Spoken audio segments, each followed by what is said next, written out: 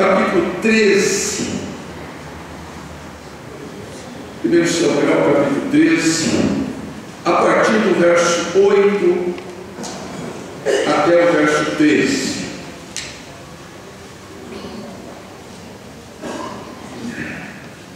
Quem achou, diga: fala, Senhor, ao meu coração.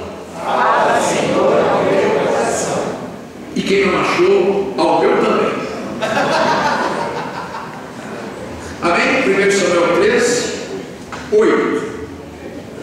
Esperou Saul 7 dias, segundo o prazo determinado por Samuel. Não vindo, porém, Samuel a Gilgal, o povo se foi espalhando dali. Então disse Saul: trazei-me aqui o holocausto e ofertas pacíficas. E ofereceu o holocausto. Mal acabara ele de oferecer o holocausto, eis que chega Samuel. Saul lhe saiu ao encontro para o saudar. Samuel perguntou: que fizeste? Respondeu Saul: vendo que o povo se ia espalhando aqui, e que tu não vinha nos dias atrasados, e que os filisteus já se tinham ajuntado em Miquimás, eu disse comigo: agora descerão os filisteus contra a minha Gilgal, e ainda não obtive a benevolência do Senhor. E, forçado pelas circunstâncias, ofereci holocaustos.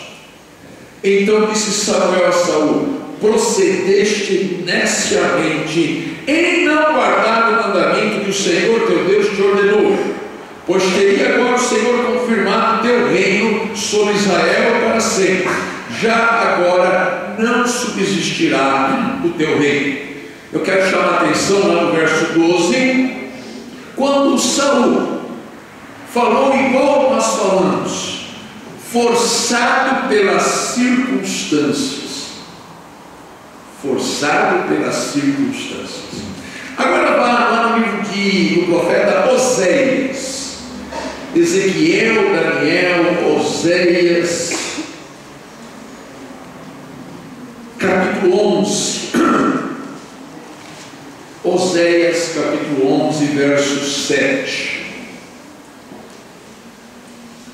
Deus está dizendo acerca do seu povo, o que nós vamos ler agora, o seu povo de Israel e o seu povo igreja de Cristo hoje. Oséias 11, 7. Porque o meu povo é inclinado a desviar-se de mim. Se é concitado a dirigir-se acima, ninguém o faz. Grave também esta frase: porque o meu povo é inclinado a desviar-se de Deus. E finalmente, Gálatas, agora no Novo Testamento, Romanos, Coríntios, Gálatas 2, versos 19 e 20. Gálatas 2, versos 19 e 20. Diz assim: porque eu, mediante a própria lei, morri para a lei, a fim de viver para Deus. Estou crucificado com Cristo. Logo, já não sou eu quem vive, mas Cristo vive em mim. E esse viver que agora tenho na carne, vivo pela fé no Filho de Deus, que me amou e a si mesmo se entregou por mim. Amém.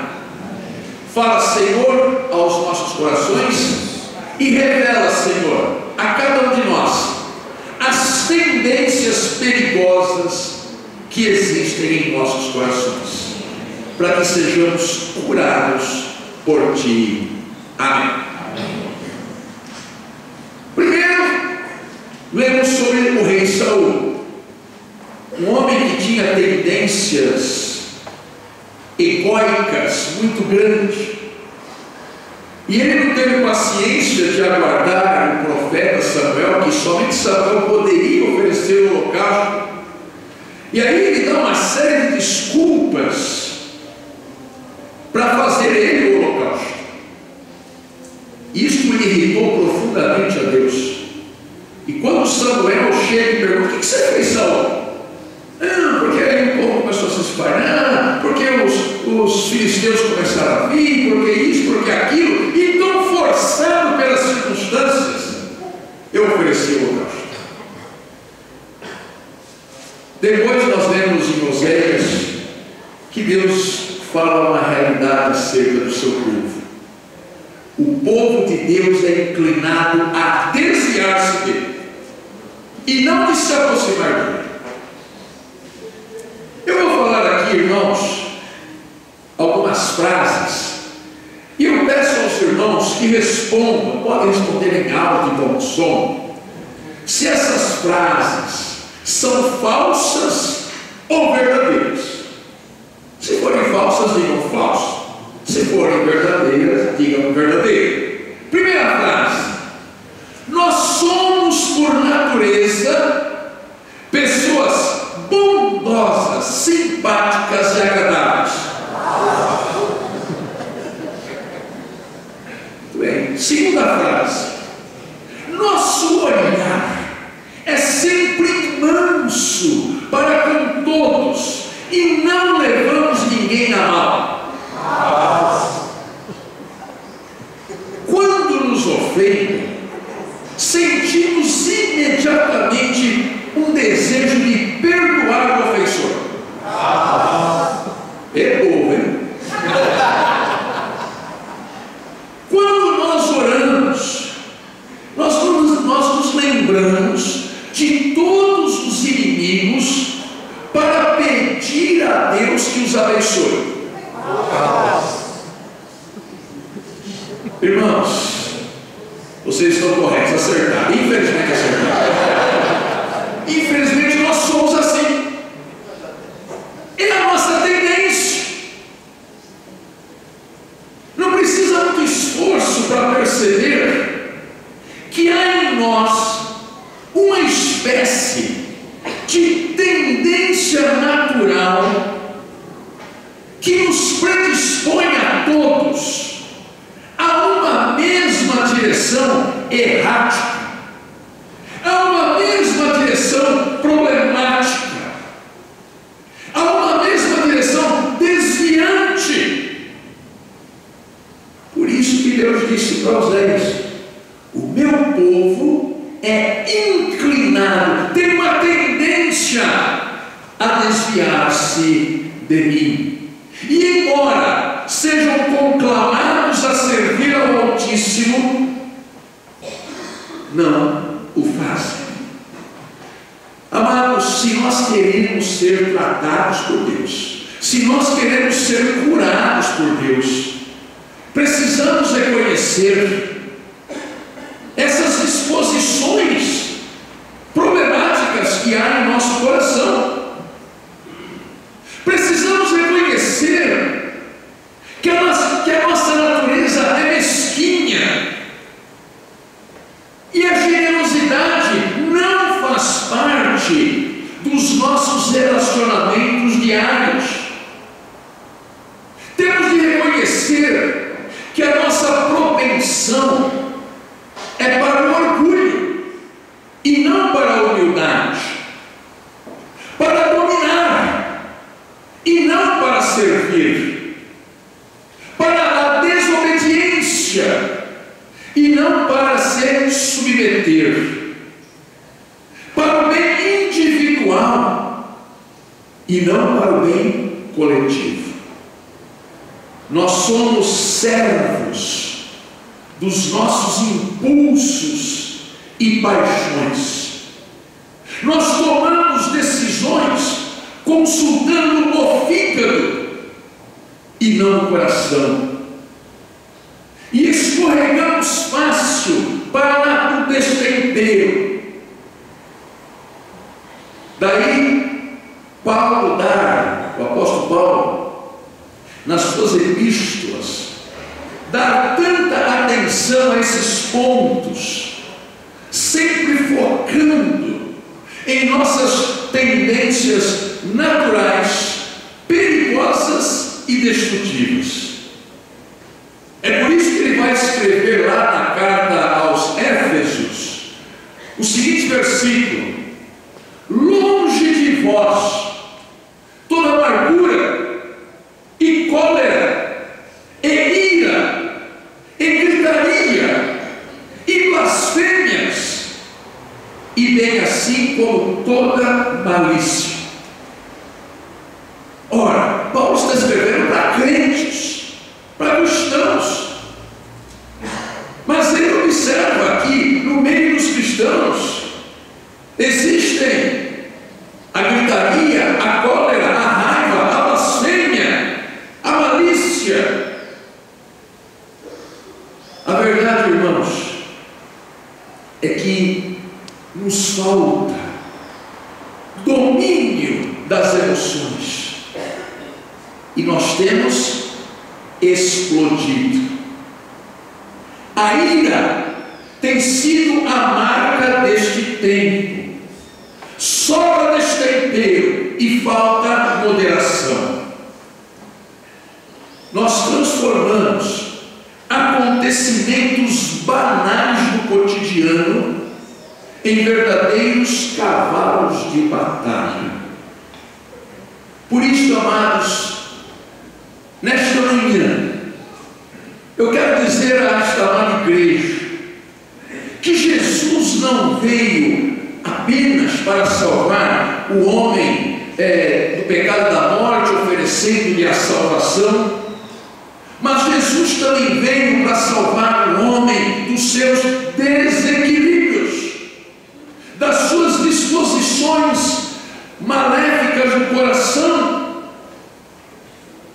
Mas é interessante que no mundo cristão as pessoas, de uma forma geral, não percebem isto, e estamos preocupados, por exemplo, em pedir a Deus, e é normal e é justo pedir a Deus estabilidade financeira na vida, que é uma coisa muito boa, mas nada mencionamos a Deus da nossa estabilidade emocional.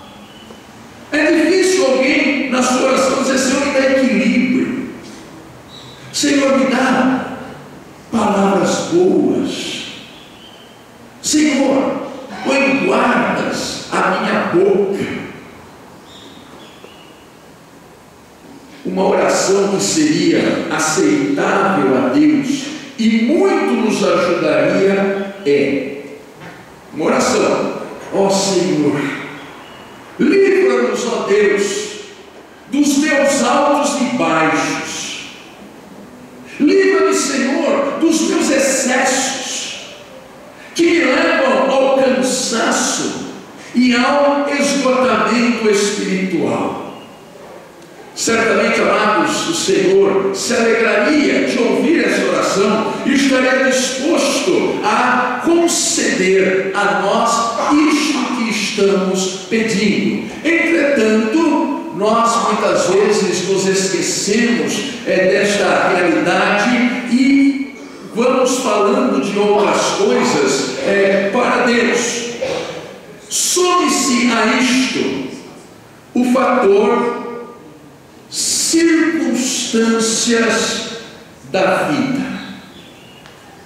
Como gostamos de colocar a culpa nas circunstâncias. Sabe por quê? Porque diminui a nossa responsabilidade. Foi isso que o rei Saul usou quando desobedeceu às ordens do profeta Samuel e fez o que não devia ter feito. E ele, ao ouvir a repreensão de Samuel, ele se sai com essa: fui forçado, Samuel. Samuel, não é que eu queria, não, viu? Eu não queria, Samuel, mas olha, aconteceu isso, e eu fui forçado a pecar, fui forçado a errar. Vocês já repararam, amados, que em todas as nossas quedas, em todos os nossos deslizes e em todos os pecados que cometemos, as circunstâncias colaboraram para que elas ocorressem. A gente até se sente um pouco aliviado por isso, né? Poxa, eu sou tão bom, não queria ter feito isso aí. Ah, também aquela pessoa exagerou, ela fez isso, a outra fez aquilo, pisou no meu pé, a mereceu, eu falei mesmo. Alguém já fez isso? Porque você foi forçado a fazer. Você é tão bom, você é tão manso. E a pessoa lá pisou, fez, especulou, e você então pecou. Mas você pecou não porque você queria, porque você foi forçado. E a gente mostra isso para Deus, você, olha, eu sou muito bom, mas não mexe comigo. E aí você peca para valer, ufa, você sente um alívio, e ainda chega para Deus e diz assim: ó Jesus, eu não queria, mas eu fui forçado. Irmãos, até aqui eu estou apresentando problemas. Somos inclinados a desviar, somos dominados por impulsos, achamos-nos reféns das circunstâncias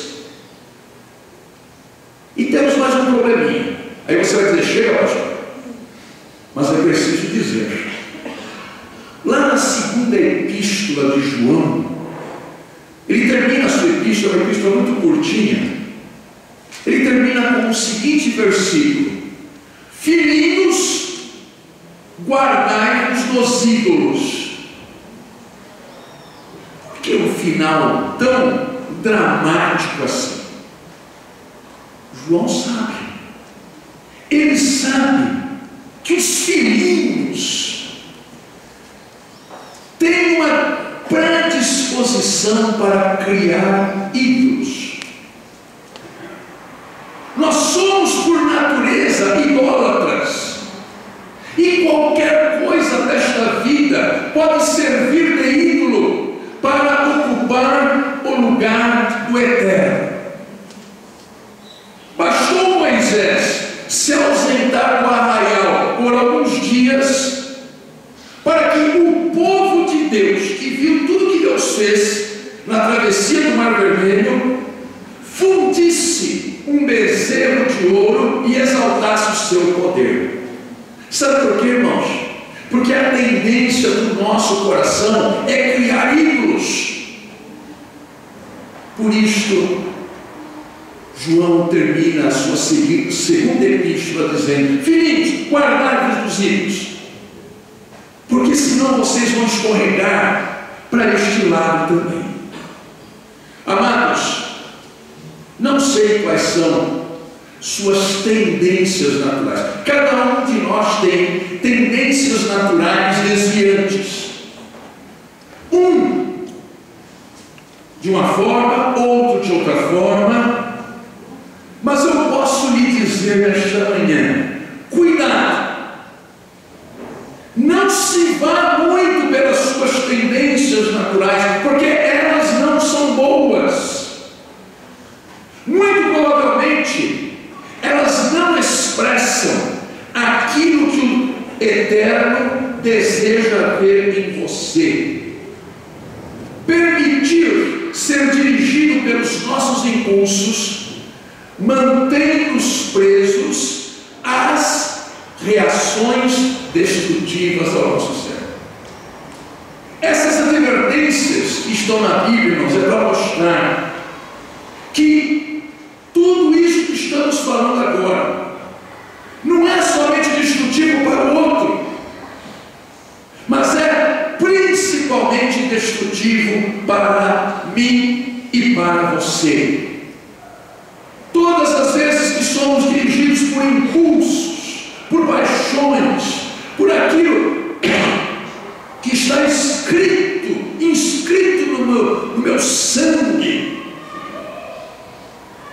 eu tenho a possibilidade de me destruir. Essas coisas, amados, que eu estou dizendo, são muito fortes e estão muito arraigadas em nós. E não adianta, porque não temos como dizer não a elas. Ninguém por força própria consegue dizer não. Então, pastor, estamos perdidos. Não. Eu cheguei até aqui para dizer: agora, meu amado irmão, minha amada irmã, é preciso permitir que o Eterno conduza as nossas vidas. O Pai deseja ver cada dia mais em nós a imagem do seu Filho. E o caminho de um ser pacificado interiormente haverá de passar por Cristo Jesus. Nós estamos dizendo nesta manhã que nós, por nós mesmos, não conseguimos nos melhorar. Não, pastor, eu vou me esforçar muito. E aí se esforça. Mas uma hora você explode. E uma hora você percebe que apesar de tanto e tanto e tanto esforço, você não conseguiu mudar um dedinho sequer. Nós precisamos recuperar o significado de dizer: estou crucificado com Cristo. Eis aqui o único antídoto que existe para o nosso coração errático. Reconhecer que estou crucificado com Cristo. Logo, já não sou mais eu que vive, não é mais este ser problemático que vive, mas é Cristo que vive em mim. E Paulo tinha todas as experiências erráticas, problemáticas e pecaminosas possíveis. Mas, amados, uma tremenda mudança, uma tremenda transformação ocorreu na vida daquele homem, ao ponto de ele dizer que este viver que agora tenho na carne, porque não tem jeito, por enquanto nós estamos vivendo na carne. Nós trabalhamos, nós estudamos, nós temos família, nós temos responsabilidades, nós temos lazer. Isto é o viver, né, na carne. Paulo diz: agora, o viver que eu tenho na carne, eu vivo pela fé no Filho de Deus. Paulo está nos dizendo, amados, que tudo aquilo que era puramente manifestação do ego doente, já não tinha mais domínio sobre ele. Estou crucificado com Cristo.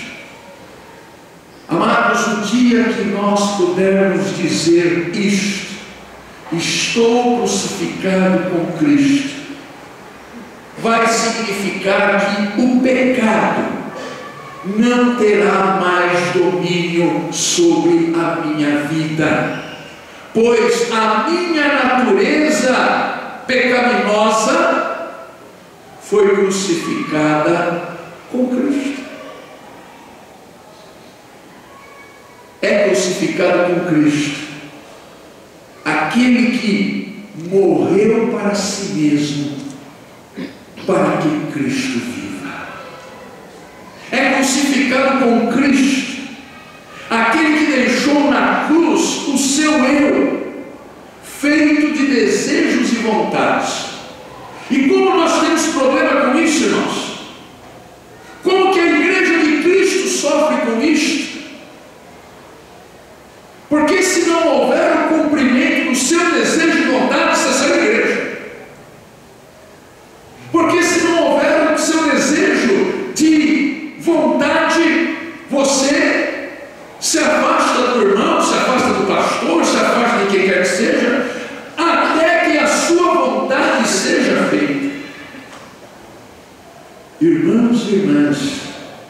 falta crucificar-se com Cristo.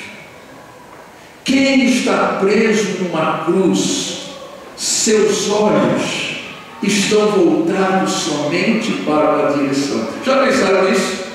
Que interessante esta figura. Se você está preso na cruz,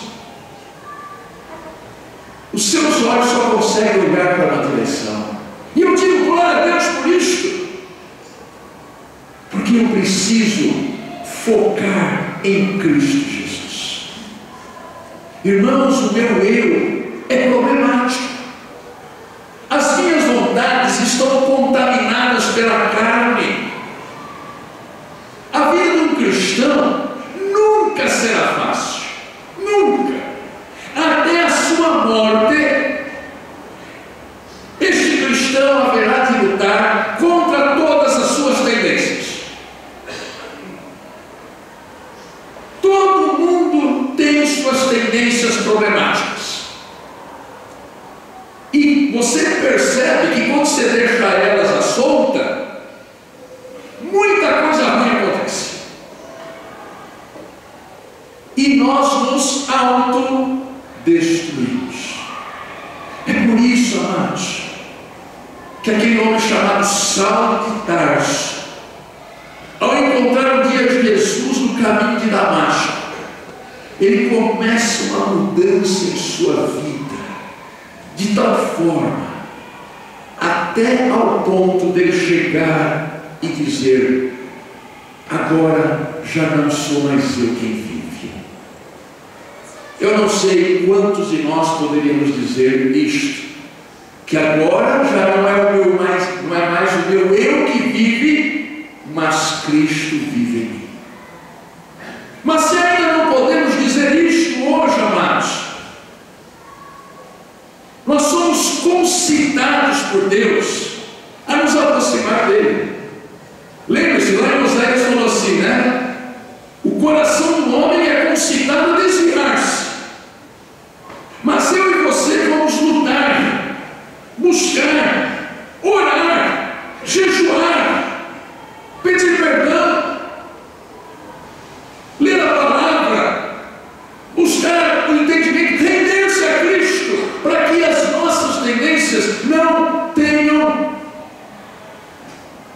o papel principal. É o mais de ti, menos de mim. É nós vivermos a nossa vida agora pela fé no Filho de Deus. Que Deus nos abençoe nesta manhã. Que nós saiamos daqui, amados, desejosos de não mais vivermos segundo as nossas tendências. Aliás, a gente não, mas ele faz parte da minha identidade. Pois Jesus quer mudar isso aí. Ele quer mudar. Porque senão, amados, se todos nós ficarmos soltos pelas nossas tendências, a família não aguenta, a igreja não aguenta e nem você se aguenta. Porque as nossas tendências são perigosas. Por isso, o cristão é aquele que está sempre vigiando. Não é vigiando o outro, não, vigiando si mesmo. Que vigiar o outro é fácil. É um tal de pegar um binóculo e ficar olhando para ele, não, está fazendo os negócios lá, não sei não.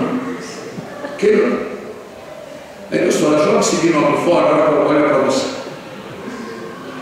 As suas tendências são problemáticas, disse Jesus. Como eu disse, amados, cada um de nós tem problemas numa área. E eu quero lhe dizer que Jesus está mandando lhe dizer: se cuide. Se cuide. Porque um homem que é repreendido inúmeras vezes e não toma juízo será quebrantado de repente sem que haja cura. Nós precisamos nos cuidar.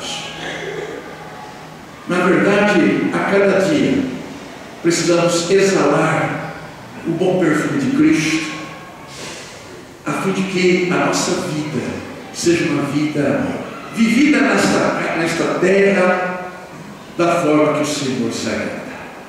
Que Deus nos abençoe nesta manhã. Amém, amados? Glória a Deus. Todo mundo ficou bem triste, né? Mas tem que estar feliz, né?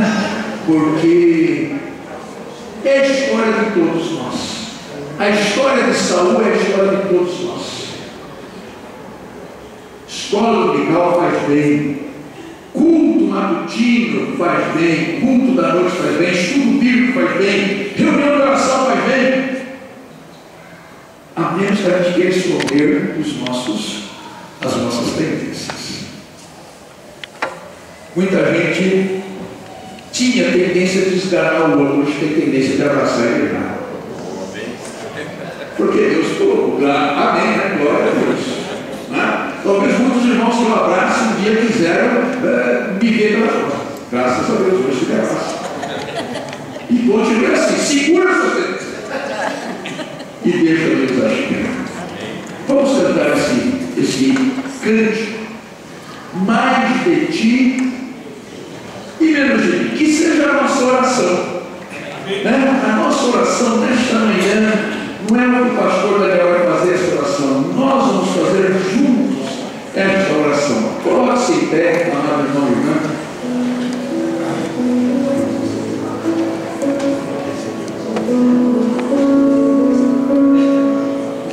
Permite só.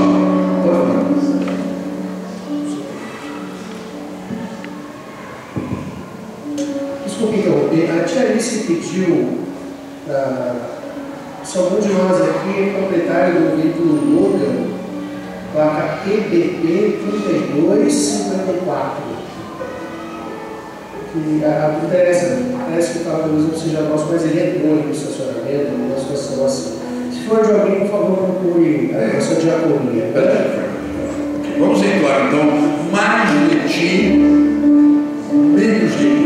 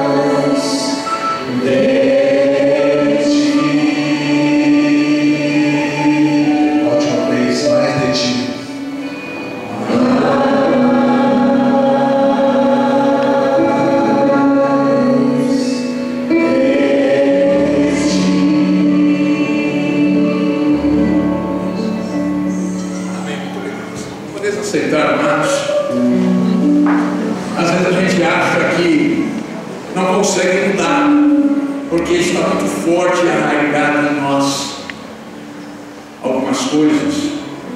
Eu tive uma experiência com um irmão lá em nossa congregação em Santana de Parnaíba, muitos anos atrás, quando estávamos iniciando aquele trabalho. Ele era um homem muito violento, tinha tido sérios problemas no Nordeste, ele veio para São Paulo. Nunca perguntei o que ele fez lá, mas ele veio. E ele era pedreiro, trabalhava em obras.